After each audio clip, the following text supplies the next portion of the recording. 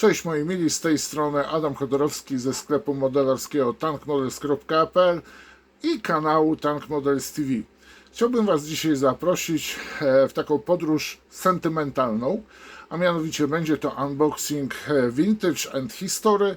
Mianowicie dzisiaj Wam zaprezentuję model polskiej firmy ZTS Plastic. Jest to model RWD5 bis.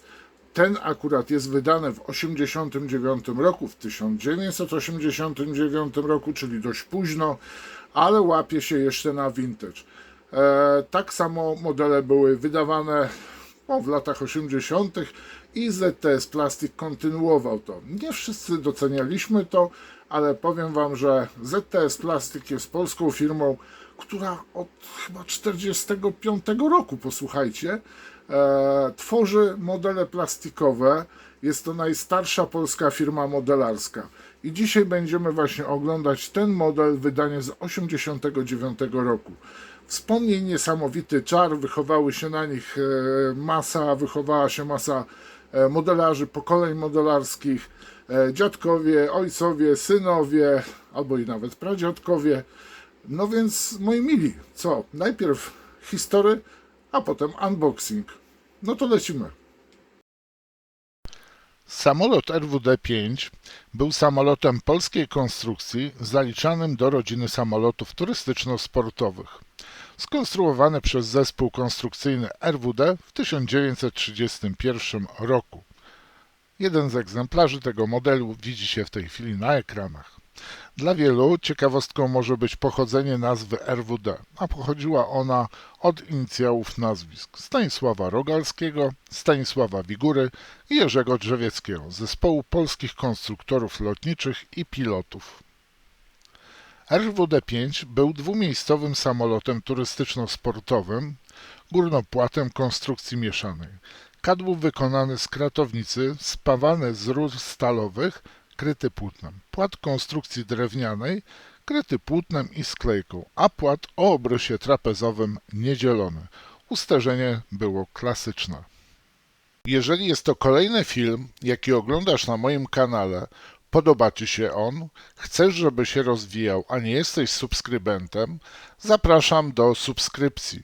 Wystarczy, że klikniesz w subskrybuj, następnie w dzwonek, otrzymasz powiadomienia i oglądaj kolejne filmy. Dziękuję Ci.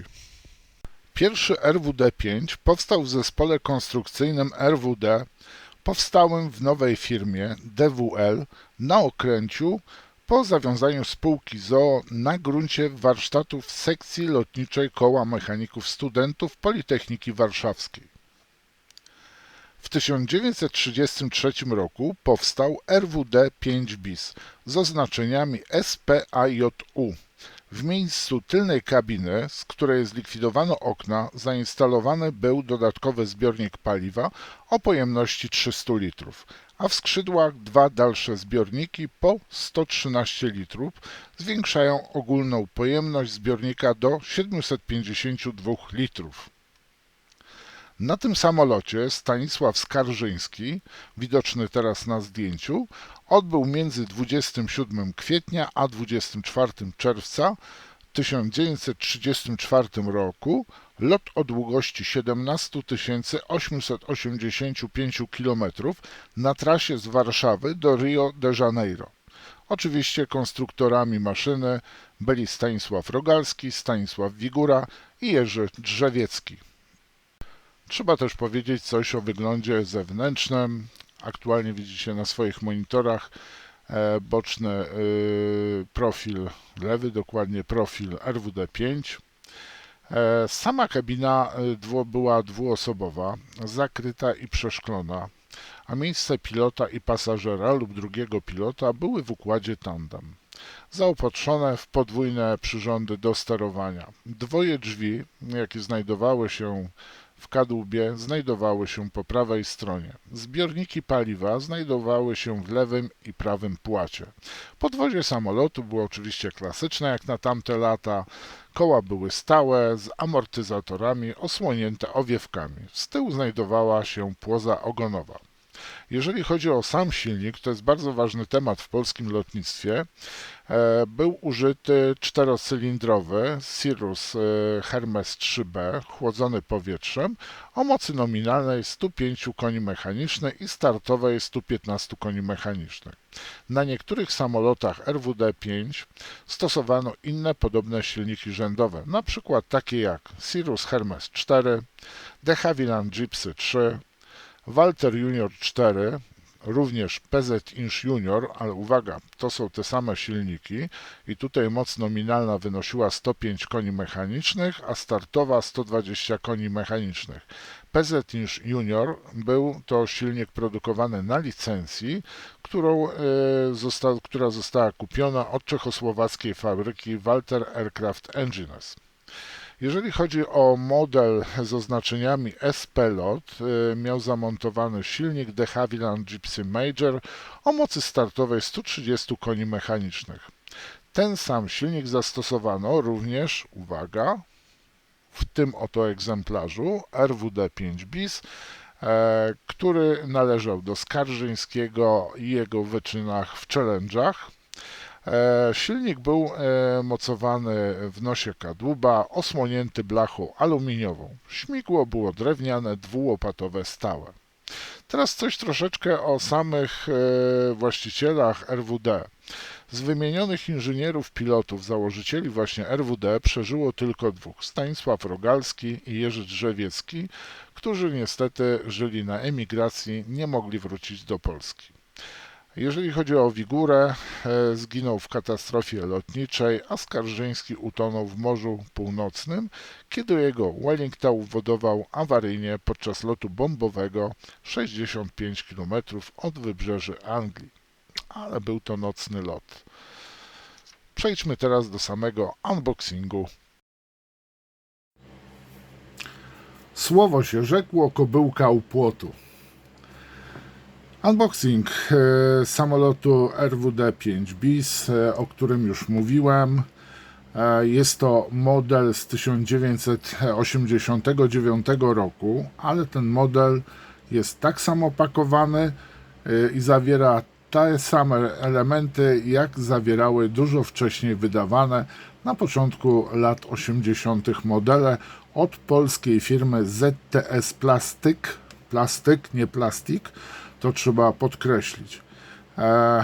Najstarszej polskiej firmie modelarskiej trzeba powiedzieć, ona powstała bodajże w 1945 roku. Słuchajcie, teraz była jakaś ogromna rocznica. Niestety ta firma mocno podupadła w okresie przejściowym, nie mogła, już nie podnosi się, tak? Zresztą kadra jest już, to są weterani modelarstwa, można powiedzieć. Ale wracamy do modelu, posłuchajcie. To jest model klasy vintage z masą wspomnień dla wielu starszych modelarzy. Młodzi zobaczą, co sklejaliśmy i jak te modele były pakowane. Proszę bardzo, mamy ZTS Plastyk, mamy model Skalę, mamy wspaniały, fajny artbox. Niestety nie wiem, kto jest autorem, ale w każdym razie na opakowaniu widzicie RWD-5 bis z bocznym numerem SPAJU, a mianowicie jest to samolot Stanisława Skarżyńskiego, który odbył 27 kwietnia do 24 czerwca drogę w 1933 roku, trzeba podkreślić. Przeleciał, posłuchajcie, nad oceanem 17 885 km na trasie Warszawa-Rio de Janeiro. I tu mamy ten artbox, jak właśnie sam Stanisław Skarżyński leci z Warszawy do Rio. Co mamy po bokach? Mamy właśnie pokazane RWD-5 i opis w języku polskim, jak i również angielskim. Model do sklejenia, dwie wersje i uwaga, dwie dekoracje. Nie kalkomanie, tylko dekoracje. I w języku angielskim mamy Construction Kit, two versions, to making decals. Z drugiej strony seria, w jakiej był wydawany, była to seria Mikro 72, seria modeli samolotów polskiej konstrukcji i używanych w Polsce. A tu mamy RWD 5. No cóż, zaglądamy do pudełka. A co jest jeszcze? Posłuchajcie. Pieczątka. Okres gwarancji kleju 4 miesiące. No oczywiście ten z 89 roku, no to ten klej to będzie ładnie zapakowany. Zaraz zobaczycie, jak kiedyś kleje były pakowane. O właśnie. To jest pojemnik na klej. Jak się dobrze przyjrzycie, tutaj jest zabezpieczony, mamy zatyczkę, w środku klej i jest on, posłuchajcie, zabezpieczony najprawdopodobniej stearyną, żeby po prostu ten klej nie wylał się, ale też żeby powietrze do niego. Normalnie, posłuchajcie, mumia, znaczy inaczej, sarkofag, dosłownie sarkofag. Nie będę nawet sprawdzał, czy tu jest w środku klej, ale tak właśnie były przez producentów dostarczane klejów do modeli samolotów dla modelarzy. No i teraz praktycznie jak archeolog wyjmuję właśnie z sarkofagu naszą mumię z niesamowitą kartką. Teraz tego nie ma. Szkoda, powiem Wam. Nazwa wyrobu. Samolot RWD 5 bis skala 1,72. Tu mamy jakieś oznaczenie, ja nie pamiętam co to, numer normy i SWW. ZN85 CZSP. Numer 1724 0632. No tutaj mamy SWW i teraz cena detaliczna. Posłuchajcie. Tu jest cena napisana już ręcznie. To jest cena Jezu, nie pamiętam. Wiecie co, jakoś umowna. Cena umowna. 730 zł za jedną sztukę. Decyzja cenowa, decyzja zarządu spółdzielni, tak, bo to była spółdzielnia, posłuchajcie. Ilość, 1 komplet dla dzieci od 10 lat. Data produkcji 1989 listopad chyba. No i popatrzmy, tu mamy znaki jakości, bardzo fajne rzeczy można tu zrobić. I uwaga, numer chałupnika. Wiele osób w dawnych czasach zajmowało się chałupnictwem. To znaczy home office. Po prostu dorabiali sobie ludzie, pracowali dodatkowo jeszcze po pracy w domach, składali długopisy, pakowali samoloty, no różne rzeczy wyczyniali, żeby sobie dorobić jeszcze więcej mieć do na przykład pensji, czy też dorabiali sobie inwalidzi, ewentualnie osoby na rentach, czy też emeryci. W każdym razie, kiedyś był to chałupnik, dzisiaj to się nazywa home office, praca zdalna. No i teraz widzimy, model jest zapakowany, tu widzimy ramki, no i po prostu dla Was to otwieram. Specjalnie tutaj delikatnie otworzyłem z boku, ale jeszcze jedna bardzo ważna rzecz, instrukcja. I tu jeszcze mamy jedną informację, czy to jest właśnie chałupnik. Tak, dokładnie, chałupnik o numerze 1098.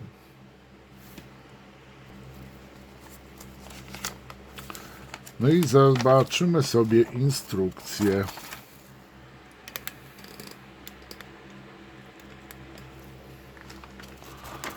Montaż. Tu mamy oczywiście ikony. Wybrać wersję modelu. Łączyć klejem. Łączyć bez kleju. Spęczyć gorącym nożem. Malowanie emalią olejną, matową, błyszczącą. To mamy wszystko wyszczególnione. Bardzo fajne rysunki, że na przykład którą wersję wybieramy, że jeżeli wybieramy wersję BIS, to nie montujemy jednego fotela, tylko montujemy zbiornik z paliwem, który montujemy w tym miejscu. Szyby, widzę, oszklenie składa się z 3 części. Mamy krótkie oszklenie do wersji BIS, jak i również tutaj krótkie. Tak samo mamy wersję właśnie podaną. No i tu trzeba też zwrócić uwagę, że właśnie też nam sugeruje spęczyć gorącym nożem. Rany boskie, jak to chyba raczej wyciąć trzeba, żeby wykonać wersję dwumiejscową. Następnie mamy tutaj kolejne informacje, jak wykonać. O, pieczeń znowu, posłuchajcie, ostrzeżenie. Klej z dala od źródła okna w pomieszczeniu wentylowanym. Klej polistyrenowy, zezwolenie PZH, czyli to była polska coś tam chemiczna, chyba higieny, Polski Związek Higieny, jakoś coś takiego, zezwolenie 3714 w 1987 roku zostało wydane. No tu mamy oczywiście dane firmy, instrukcja, właśnie, instrukcję opracował Adam Jońca, model opracował, no i zwróćcie uwagę, 87 rok, niestety w czarnej obwódce jest nazwisko pana Zygmunta Grochowskiego. Najprawdopodobniej ten pan w tym roku już nie żył. No i kolejne tutaj mamy instrukcje, co opisy dane oznaczają. Historia samolotu RWD-5, RWD-5 bis. O i właśnie, mamy tutaj, właśnie o to chodzi, że tu mamy samolot właśnie SPAJU, jak i również SPARP. Samolot dyspozycyjny Aeroklubu Rzeczpospolitej. Samolot dyspozycyjny, a tu mamy bis, wersja do przelotu przez Atlantyk, właśnie. O rany, powiem wam, coś niesamowitego. Ten samolot jest nadal wznawiany, tylko uważam, że model z 1989 roku na pewno będzie dużo lepszej jakości niż dzisiaj wydawany. Jeszcze raz pokazuję wam tą kartkę. Ło, to jest ulotka. Zakład Tworzyw Sztucznych, nie plastik, tylko plastyk. Spółdzielnia Pracy Pruszków, ulica Parkowa 1. Pod Warszawą jest Pruszków. O, no to jest zupełnie co innego, powiem wam, jak patrzę na to oszklenie. No kalkomanie, posłuchajcie, kalkomanie niestety, no raczej już nie będą dyspozycyjne. Mogą mieć migrenę i powiedzieć, żebyśmy uciekali. Ale najprawdopodobniej można dostać te kalkomanie już w nowej technologii wydrukowane. No i popatrzmy, to jest cały zestaw. Dokładnie to są wszystkie ramki. Tak one się prezentują. Będziecie mieli też zaprezentowane ramki oczywiście oddzielnie, zbliżone. No i teraz która ramka A? Dobrze, posłuchajcie. To powiedzmy jest ramka A. Tak prezentuje się skrzydło. Niestety jest kolor biały, ale zwróćcie uwagę, że część jest zmatowiona, matowa, a część jest po prostu miejsca, gdzie jest sklejka użyta, jest ona błyszcząca, a tu, gdzie jest płótnem pokryty, jest faktura, można powiedzieć, płótna. A może jakoś w ten sposób wam pokażę, może uda się. W każdym razie zwróćcie uwagę, że jest fragmenty, gdzie jest sklejka i gdzie jest płótno. To samo tyczy się oczywiście lotek. Jeżeli chodzi o stery z tyłu, to są tak samo wykonane.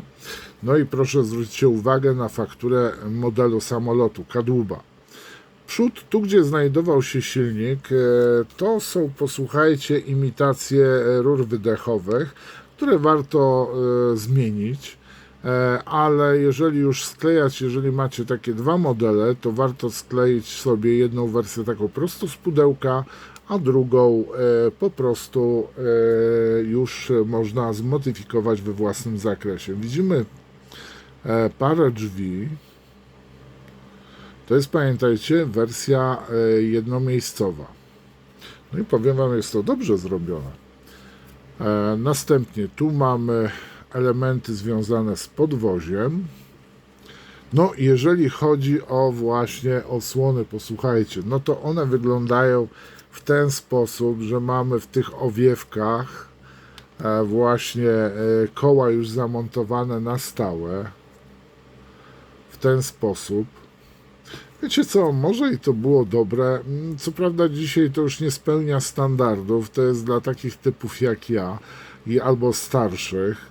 Tu mamy Peacocka, tak zdaje się, tu mamy jeszcze jedną, ale fajnie to wygląda. W każdym razie, tak prezentuje się ramka, nazwijmy ją A, z jednej strony i z drugiej strony. I kolejna ramka, ramka B. No tu mamy właśnie dalej elementy skrzydła. To są elementy chyba związane z kabiną. Szukam, powiem wam, foteli. Ach, tu są, posłuchajcie. To jest zbiornik paliwa, to jest śmigło. To nie wiem, co to jest, powiem wam, bo to widziałem. Ja nie wiem, czy to jest, nie jest jakaś rura spalinowa. Mogę się mylić. Powiem wam, nie doczytałem, przepraszam. Tak prezentują się fotele pilotów albo pasażera, pilota, śmigło, ster tylny, zbiornik paliwa od wewnętrznej strony i tak prezentuje się zewnętrznie.